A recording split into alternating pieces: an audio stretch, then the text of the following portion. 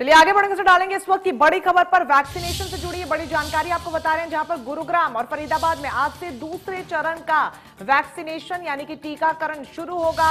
पहले फेज का जो टीकाकरण वो सफलतापूर्वक संपन्न हुआ, तो गुरुग्राम में वैक्सीनेशन के दूसरे चरण की शुरुआत आज से होगी। फ्रंटलाइन वर्कर्स को इस दौरान टीका लगाया जाएगा। ये बड़ी जानकारी, जहां पर गुरुग्राम में वैक्सीनेशन के दूसरे चरण की शुरुआत आज से हो रही है। तमाम तैयारियां इसको लेकर की गई हैं और आज फ्रंटलाइन वर्कर्स को टीका लगाया जाएगा। इससे पहले फर्स्ट फेज में जो वैक्सीन लगाई गई थी वो स्वास्थ्य कर्मियों को लगाई गई थी, क्योंकि देश के प्रधानमंत्री ने इस बात का ऐलान किया था कि पहले फेज में स्वास्थ्य कर्मियों को, डॉक्टर्स, नर्सेज, कंपाउंडर्स, जो भी अस्पताल में लोग हैं काम करते हैं, उनको वैक्सीन लगाई जाएगी। अब दूसरे चरण में फ्रंटलाइन वर्कर्स का डेटा यहां पर एक्यूमुलेट किया गया है और अब पुलिस कर्मियों को भी वैक्सीन लगेगी। ये बड़ा अपडेट हम आपको बता रहे हैं। दूसरे चरण में फ्रंटलाइन वर्कर्स को टीका लगेगा, जिसमें पुलिसकर्मी भी शामिल हैं।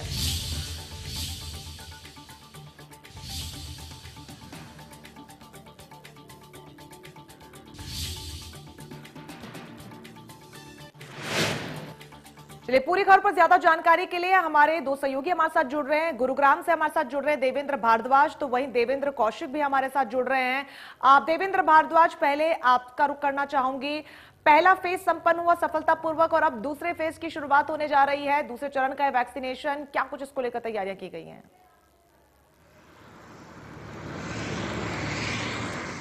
देखिए, बिल्कुल जाहिर सी बात है कि नए साल के अवसर पर जिस तरह से वैक्सीन का जो तोहफा मिला, उसके बाद से अब लगातार कोशिश यही थी कि जो स्वास्थ्यकर्मी हैं, पुलिसकर्मी हैं, यानी कि फ्रंट में जो खड़े रहे कोरोना काल के दौरान, तो उनको पहले वैक्सीनेशन दिया जाए। और यही रहा कि पहले चरण में जो शुरुआत की गई, उस चरण में पूरी सफलतापूर्वक ये पूरा चरण रहा। और अब दूसरे चरण में जो शुरुआत की जा रही है, निश्चित तौर पर फ्रंटलाइन वर्कर्स भी इसमें शामिल किए जा रहे हैं और लगातार कोशिश यही है कि सभी जो कर्मचारी हैं जो खड़े रहे कोरोना के दौरान, चाहे पुलिसकर्मी हो, चाहे स्वास्थ्यकर्मी हो, चाहे सुरक्षाकर्मी हो, तो तमाम लोगों को पहले टीकाकरण कराया जाए। और पहले चरण में जिस तरह से चरणबद्ध तरीके से जो टीकाकरण किया गया वो सफल रहा और अब दूसरे चरण में आज जो शुरुआत की जानी है, उस चरण के मार्फत सीधे तौर पर, क्योंकि जो स्वास्थ्यकर्मी हैं, जो डॉक्टर्स हैं, वो पूरी तरह से योजनाबद्ध तरीके से ये टीकाकरण का काम चल रहा है। और गुरुग्राम के अलग अलग जो चाहे प्राइवेट अस्पताल हो, चाहे सरकारी अस्पताल हो या कुछ कम्युनिटी सेंटर्स हो, वहाँ ये सेंटर्स बनाए गए हैं बाकायदा एक सोशल डिस्टेंसिंग का पालन करते हुए। इसके साथ साथ दवाइयाँ और टीकाकरण के बाद जिस तरह से उन्हें 1 घंटे तक जो ऑब्जर्वेशन में रखा जाता है, उन तमाम पहलुओं को मद्देनजर रखते हुए सभी को टीका लगाया जा रहा है। और अब ये दूसरे चरण की शुरुआत है और इस चरण में भी फ्रंटलाइन वर्कर्स को ही टीकाकरण लगाया जाएगा। बिल्कुल देवेंद्र, ऐसे में जिस तरीके की तैयारियां की गई हैं उसको लेकर भी और ज्यादा अपडेट्स हम ले लेंगे। देवेंद्र कौशिक, आपका रुख करना चाहेंगे, वहां पर क्या कुछ तैयारियां की गई हैं दूसरे चरण के वैक्सीनेशन को लेकर? बिल्कुल रंजना, देखिए आज फरीदाबाद में भी दूसरे चरण की शुरुआत होनी है और ऐसे में हेल्थ वर्कर्स को जिस तरह से पहली डोज लगातार दी जा रही है, तो उसमें अभी भी कुछ हेल्थ वर्कर्स बचे हुए हैं। उनके लिए 3 सेंटर अलग रखे गए हैं, जबकि आज से जो फ्रंटलाइन वर्कर्स हैं, फ्रंटलाइन वर्कर्स की अगर बात करें तो पुलिस बल के साथ साथ में CISF और जेल के कर्मचारियों के अलावा नगर निगम, पंचायती राज डिपार्टमेंट के अलावा राजस्व विभाग, रेवेन्यू डिपार्टमेंट के जितने भी कर्मचारी और अधिकारी हैं, उनके आज वैक्सीनेशन की शुरुआत होने वाली है। और इस खास मौके पर होम सेक्रेटरी जो प्रदेश के हैं, राजीव अरोड़ा, स्वास्थ्य विभाग के अतिरिक्त मुख्य सचिव भी हैं, वो 11:30 बजे FRU 1 पर पहुंचेंगे और वहां से इसकी शुरुआत करेंगे। और इसके साथ साथ में जो तमाम बड़े अधिकारी इन विभागों के हैं, उनको भी वैक्सीनेशन की आज शुरुआत होगी। और इसकी वजह, मकसद इसके पीछे यही है कि जितने भी उनके नीचे अधीनस्थ कर्मचारी हैं, उनको एक तरह से प्रेरित भी किया जाए। और ऐसे में जो पुलिस कमिश्नर है OP सिंह के साथ साथ में जो फरीदाबाद के DC हैं यशपाल यादव, वो मौके पर रहेंगे। इसके अलावा डिपार्टमेंट के तमाम जो HOD हैं, जिन को वैक्सीनेशन होनी है, कर्मचारी और अधिकारियों के, उनके भी HOD इस मौके पर मौजूद रहेंगे। और ऐसे ही हम देखिए एक सेंटर पर खड़े हैं, ये FRU 2 है, जो प्रथम रेफरल इकाई है। इसी तरह का एक दूसरा जो फर्स्ट है, उस पर राजीव अरोड़ा पहुंचेंगे। 11:30 बजे इसकी शुरुआत होगी। लेकिन इस सेंटर पर भी इसी तरह से कर्मचारियों को, पुलिसकर्मियों को और बाकी जो तमाम डिपार्टमेंट के जो कर्मचारी हैं, उनको वैक्सीनेशन यहाँ शुरू होगी। और प्रक्रिया की अगर बात करें तो वही प्रक्रिया आज भी शुरू होने वाली है। उसी तरह की कुछ प्रक्रिया रहने वाली है कि यहाँ पहले सबसे पहले रजिस्ट्रेशन जिनका होगा उनको यहाँ पहले चेक किया जाएगा, इसके बाद में फिर अंदर उनको भेजा जाएगा और वेटिंग रूम में उनको बिठाया जाएगा। ये साफ तौर से आप देख सकते हैं कि एक वेटिंग रूम यहाँ बनाया गया है, क्योंकि अगर एक साथ कुछ ज्यादा लोग वैक्सीन के लिए आते हैं तो उनको यहाँ इंतजार कराया जा सके। और इससे अगर हम आगे बढ़ते हैं तो आगे जहां वैक्सीन लगनी है व्यक्ति को, वो पहले यहां पहुंचेगा और यहां एक बार फिर दोबारा से उसकी जांच होगी कि जो उसके मोबाइल पर जो रजिस्ट्रेशन हुआ है उसकी जांच यहां होगी, कंप्यूटर से उसका मिलान किया जाएगा। उसके बाद यहां वैक्सीनेशन शुरू की जाएगी। वैक्सीन यहां लगने के बाद में आप देखिए तमाम तैयारी शुरू की जा चुकी है। वैक्सीन यहां आ चुकी है, कोविशील्ड और कोवैक्सीन दोनों ही लगाई जा रही है। हालांकि कोविशील्ड को सब ज्यादा वैक्सीन आई है और कोविशील्ड ज्यादा लगाई जा रही है, एक सेंटर पर कोवैक्सीन भी लगाई जा रही है। इसके साथ साथ में ये वेटिंग एरिया बनाया गया है। अगर किसी को कोई परेशानी होती है तो आधे घंटे तक उसको यहाँ रखा जाएगा। आधे घंटे के बाद में अगर वो रिलैक्स अपने आप को महसूस करता है तो तब उसके बाद में यहाँ से उसे आगे भेजा जाएगा। फरीदाबाद में करीब 6000 के करीब दूसरे चरण के लिए रजिस्ट्रेशन हुए हैं, जिसमें तमाम CISF के कर्मचारी हों, चाहे जेल के कर्मचारी हों, इसके अलावा रेवेन्यू डिपार्टमेंट के साथ साथ में नगर निगम के कर्मचारियों को भी ये वैक्सीन लगनी है। 6000 के करीब के रजिस्ट्रेशन फरीदाबाद में हो चुके हैं और अब स्वास्थ्य विभाग का मानना है कि इस जो वैक्सीन का दूसरा चरण है इसको जल्द से जल्द खत्म किया जाए। चूंकि 16 जनवरी को पहली वैक्सीनेशन की ड्राइव शुरू हुई थी, तो ऐसे में 28 दिन बाद उनको दूसरी डोज लगनी है और वो करीब 14 या 15 फरवरी से शुरुआत उसकी की जाएगी। इससे पहले जो पहले चरण की जो पहले चरण का जो ये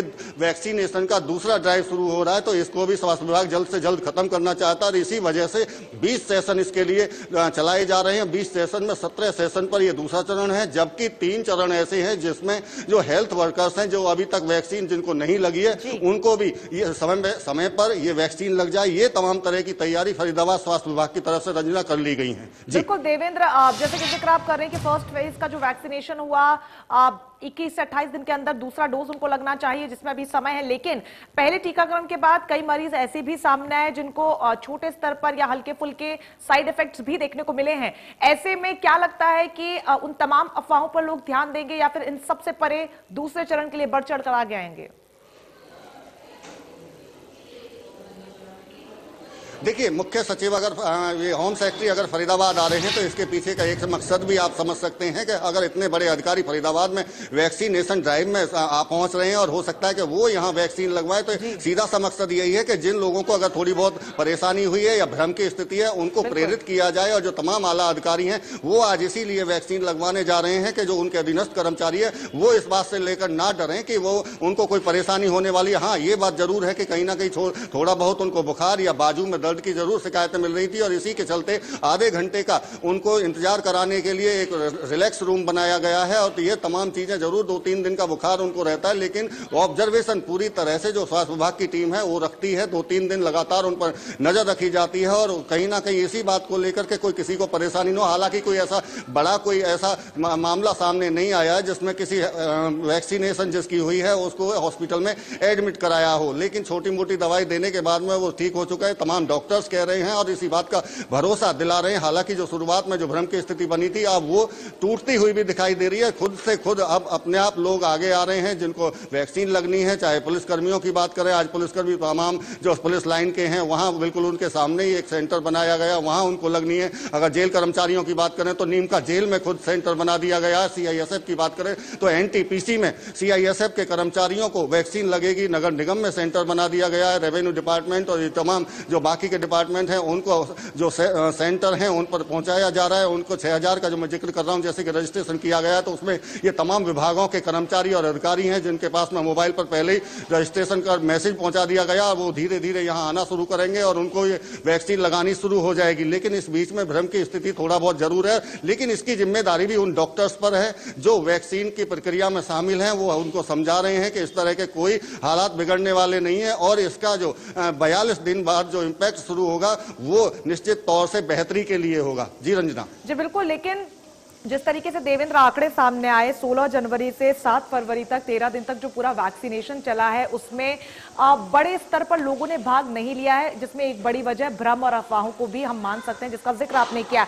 लेकिन लाभार्थियों की जो उदासीनता है उसको दूर करने के लिए इस बार दूसरे चरण में वो कौन से खास स्टेप्स है जिन्हें उठाया जा रहा है?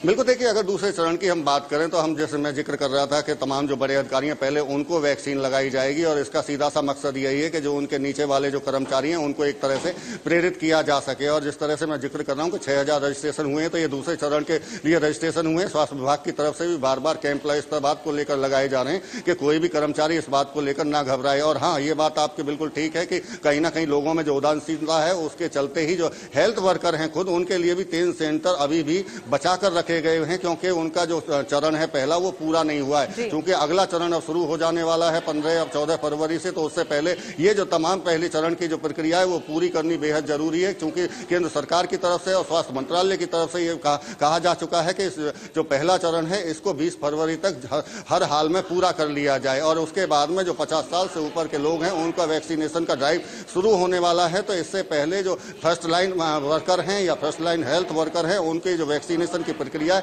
वो पूरी हो जानी चाहिए। इस बात को लेकर तमाम जो अगर फरीदाबाद की बात करें तो सीएमओ डॉक्टर रणदीप पूनिया की तरफ से बार बार हर सेंटर पर डॉक्टरों के तैनात किया गया और इस बात को समझाने के लिए तैनात किया गया है ताकि जो लोग हैं वो वैक्सीन अपना लगवा लें। उसके बाद में चूंकि आगे की प्रक्रिया शुरू करनी है तो उससे पहले ये तमाम प्रक्रियाएं पूरी हो जानी चाहिए। स्वास्थ्य विभाग की तरफ से ये पूरी तरह से इस बात पर जोर दिया जा रहा है और जो भ्रम की स्थिति है उसको भी दूर करने के लिए बाकायदा पोस्टर और बैनर्स हर सेंटर पर इसी बात को लेकर लगाए गए हैं ताकि लोग डरे ना। और क्योंकि पहले इसका ट्रायल हो चुका है, चाहे कोविशील्ड की बात करें और अगर कोवैक्सीन की रंजना बात करें तो देखिए भारत के इतिहास में सबसे पहला ये ऐसा वैक्सीनेशन ड्राइव था जो ट्रायल था।